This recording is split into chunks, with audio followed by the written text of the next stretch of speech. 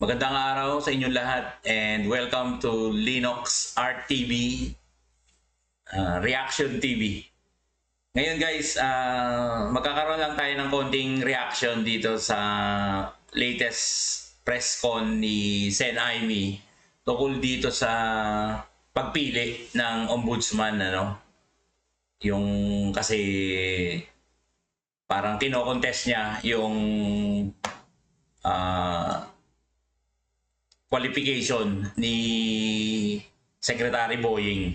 And then, reaction na din natin yung statement naman ni Auntie Claire. No? Panoorin muna natin to guys.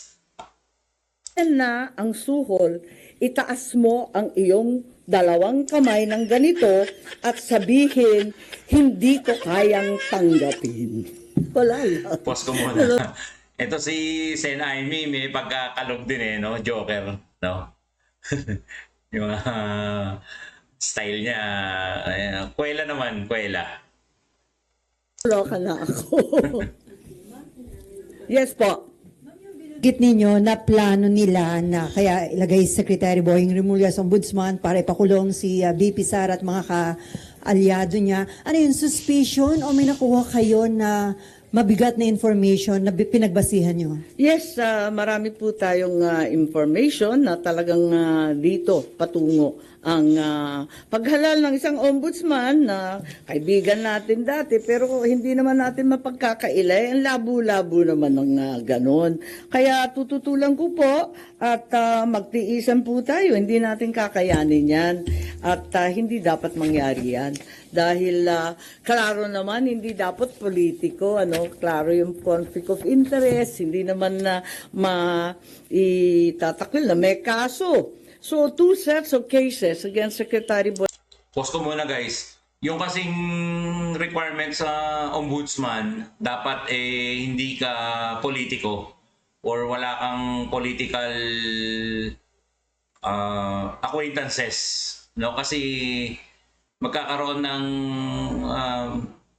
yung decision making mo as an ombudsman might be unfair to a particular persons na yung kakasuhan mo, no? Pwede mong magamit yung iyong power na politikahin mo yung mga nandyan sa gobyerno, no? Ibig sabihin, kung kalaban mo, pwede mo siyang gamitan ng iyong power as an ombudsman para i-ano mo siya, gipitin, di ba? Tuloy natin guys. Remulla presently pending before the Ombudsman.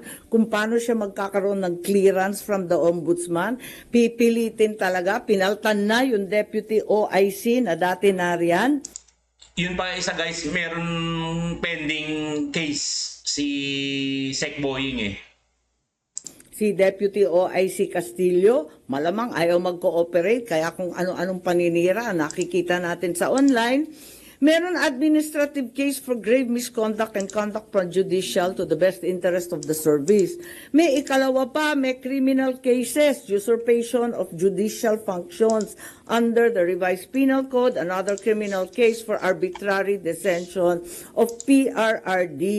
Ayan, so nag-file ako nung nakaraan 27 August ng position paper ad cautelam kasi marami pang pending, marami pang iniintay. Higit sa lahat, hindi pa nare-resolve yung time to file the position paper. Iintay rin kami yung mga respondent. Panay ang extension of time to file, wala pa, hindi pa pinipila, tapos yung counter affidavit pa. And then Marbil, si General Marbil, may motion to withdraw pa his rejoinder affidavit. So ang dami pang nakatenga, dapat talaga, pasok na yan sa preliminary investigation. Di naman nila pwedeng i-dismiss kasi umandar na yung kaso eh. Meron pa akong motion for clarificatory hearing. Meron pa akong motion for supplemental position paper.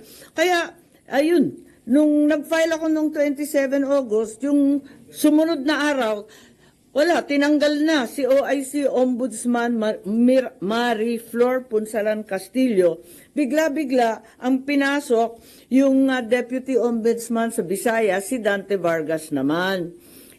Ang daing naririnig, ang daming haka-haka, ang daming pinapakita na sinisiraan na nga si OIC Ombudsman Castillo na dati-rati wala naman tayong naririnig tungkol dyan. Kung ano-anong district engineer flood zone control, talaga naman nasa uso bigla. Ang totoo, ang balita, ang pagkakilala kay Justice Punsalan Castillo, hindi daw yan napapagsabihan kasi very independent-minded at very legalista. Kaya hindi talaga nauuto, hindi talaga nasusuhulan, yun na nga. Tapos may issue pa na yung bagong OIC Ombudsman Vargas, ang Yung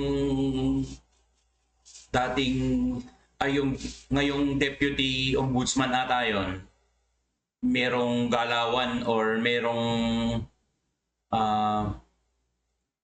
yung parang pinalitan yung ombudsman na yon, ano, tapos may plano na i-dismiss yung case ni Sec Boying, na sinasabi ni Sen Aimee na bakit i-dismiss active or ongoing yung kaso, no? Kasi hindi makakakuha ng clearance si Boying pagka hindi na-dismiss yung case. Kasi dapat walang pending case sa ombudsman yung isang kumakandidato bilang ombudsman, no? Dapat wala siyang pending case. Yung nag-a-apply bilang ombudsman dapat clear, no? So hindi siya mabibigyan ng clearance. Kaya dapat i-dismiss, no? Tuloy natin, guys.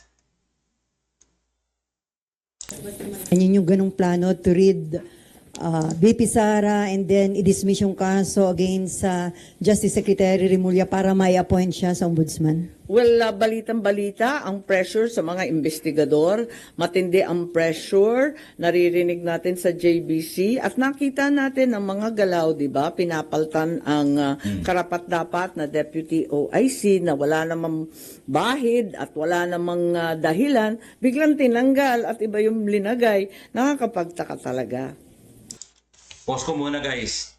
Kung naalala nyo dati na lumabas sa balibalita, ano, sa social media na kapag hindi na-impeach si VP Sara, ang next move nila is ombudsman. Kakasuhan siya sa ombudsman.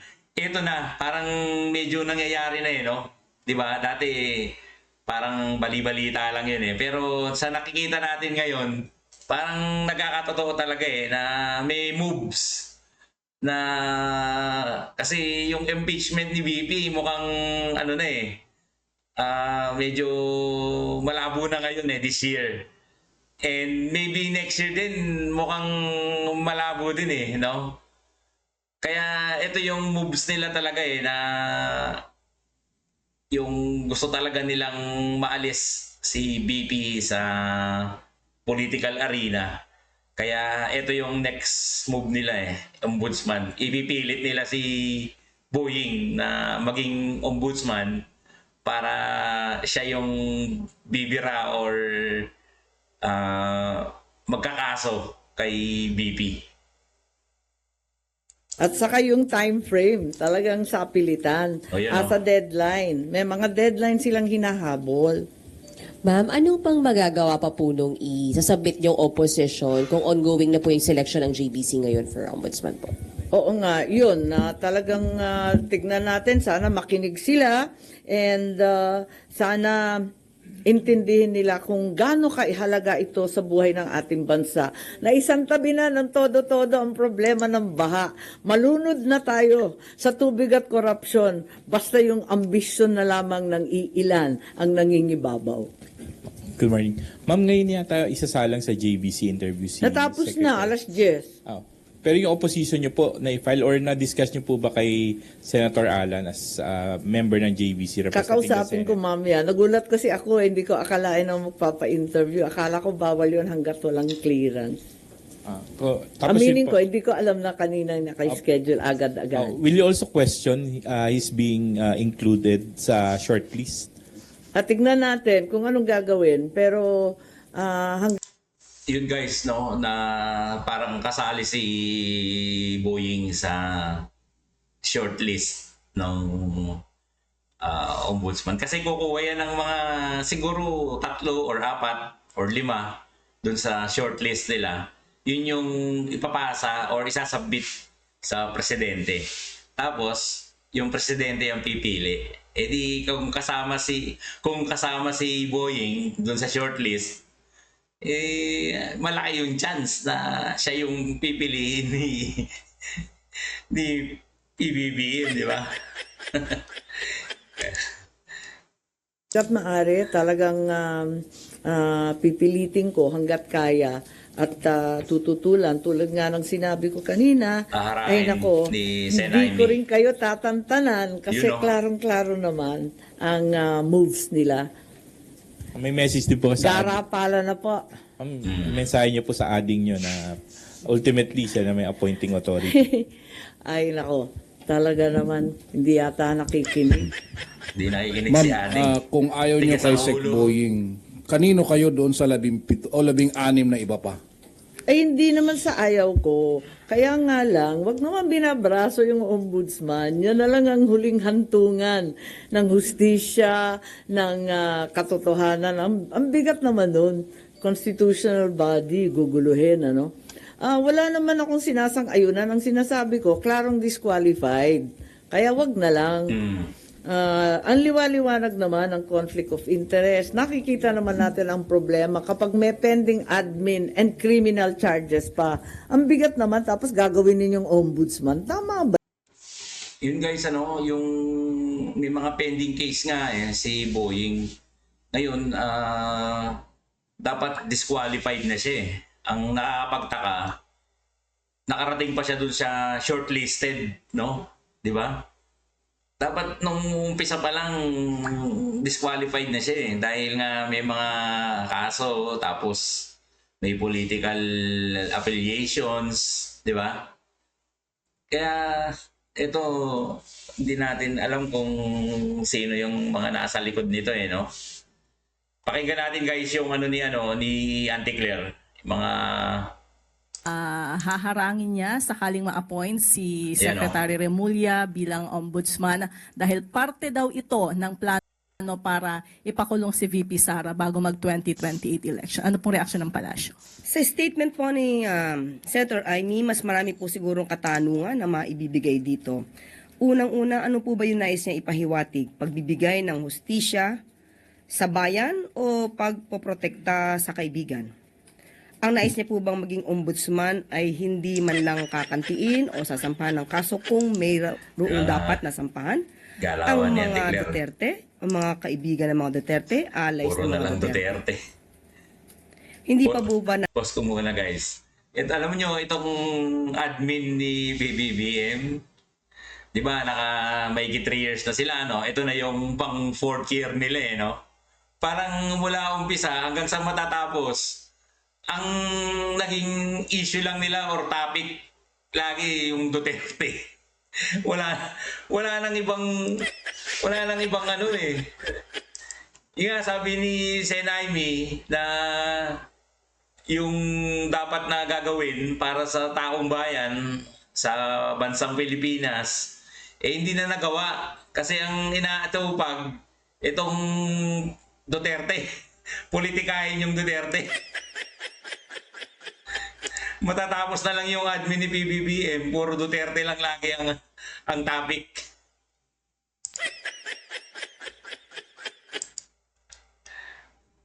Tuloy natin guys. mas nararapat po na maging independent ang magiging ombudsman dahil independent constitutional body naman ito at kinakailangan na magsampa ng kaso kung nararapat. Hindi nga independent si Boying, Auntie Claire. Kasi nga galing siya sa politics. yung ombudsman independent. Kaya dapat yung magiging ombudsman is hindi galing sa political wala siyang political background, 'di ba? Yun yung sinasabi na dapat independent ang ombudsman, no? Kasi nga hindi maiwasan yung mga unfair decisions diyan eh, no? At hindi po dapat katakutan kung wala naman magiging talagang kasalanan ng mga Duterte na siyang kinatatakutan niya. Hindi mo masasabi yun eh. Kasi nga, yung ombudsman, pag ang inilagay mo dyan is politiko, may tendency talaga na mamuliti ka yan. 'Di ba? Hindi yung point na kung walang kasalanan, bakit matatakot. Hindi yun eh. Kasi pag pinuliti ka, kahit anong gawin mo or kahit wala kang kasalanan or yung inosente ka talaga, hindi mo maiiwasan talaga yung kaso na isasampa sa'yo. 'Di ba? Tsaka magiging ano yan eh, yung character assassination, 'di ba? Kagaya nung nangyari sa impeachment. O, 'di ba? Na assassinate yung character ni BP. Kasi yung mga publicity pa lang na lalabas sa media, malaking epekto na yun dun sa personalidad ng tao, 'di ba? Hindi naman po ibig sabihin nito ay hindi dapat sila sampahan ng kaso dahil kaya naman nila ipagtanggol ang kanilang mga sarili. So ano po ba ang hinaharang dito ni Senator Amy? Ang mga maitatalagang ombudsman na dapat ay hindi kantiin ang mga kaibigan? At isa pa pong tanong, saan po Hindi yun ang sinasabi ni Sen. Amy, Auntie Claire. Pambihira talaga to si Auntie Claire, ano? Sinabi niya nga na hindi sa ayaw niya si Boying. Ang problema, merong mga factors na yung maapektuhan yung kanyang qualification. Kagaya nung case, yung kaso na pending. Yun yung sinasabi niya ni Sen. Amy na hindi sa ayaw niya na maging ombudsman si Boying. Pero sumunod tayo dun sa tamang requirements para sa isang ombudsman. Ay nako, Auntie Claire.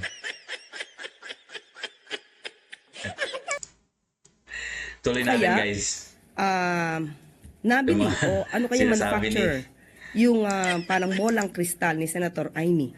Dahil siguro mas May pabola-bolang kristal pa eh.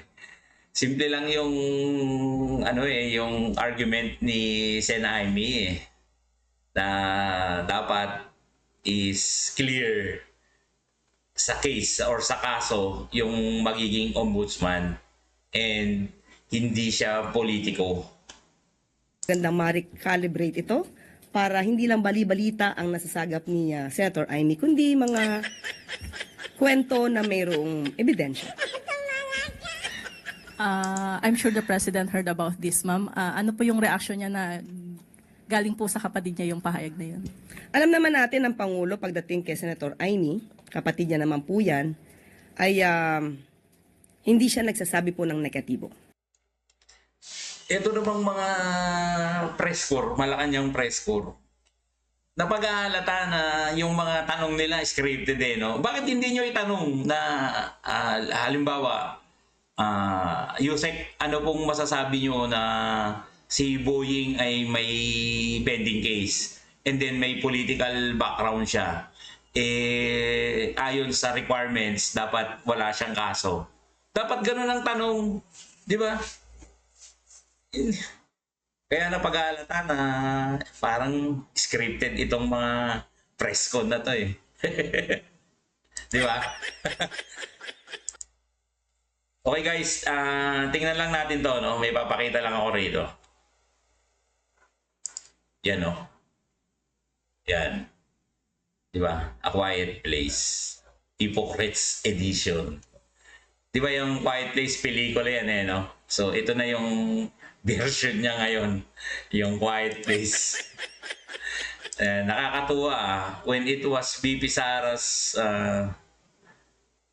Yun nga, ito hindi ko na na click yung Seymour. Pero ang sinasabi rito, pag kayong kay BP Sara yung usapin, yung sa confidential fund, ang iingay nitong mga ito, itong 545 billion na baka hindi lang siguro trillion ito for the past 3 years. Pag ito yung usapin or yung issue, tahimik itong mga ito walang nag-iingay. Uy, pag ingay kayo, trillion yan o sabihin mo ng billion, 500 billion. Walang masyadong nagsasalita. Pero pag kay BP, ang iingay, ang daming mga pinapalabas sa social media, di ba? So dito mo makikita talaga yung mga hipokrito na kunwari nagmamalasakit sa bayan. Pero ang totoo is politika yung kanilang dala-dala, no? Yung kanilang goal or vision is mamulitika, hindi talaga para sa bayan. Kaya wag tayong nagpapapaniwala sa mga ito, no? Okay guys, yun lang ating content, Please like and subscribe. Ayan sa baba. Like and subscribe. Thank you guys. And ingat and God bless. This is Linux RTV. Bye-bye.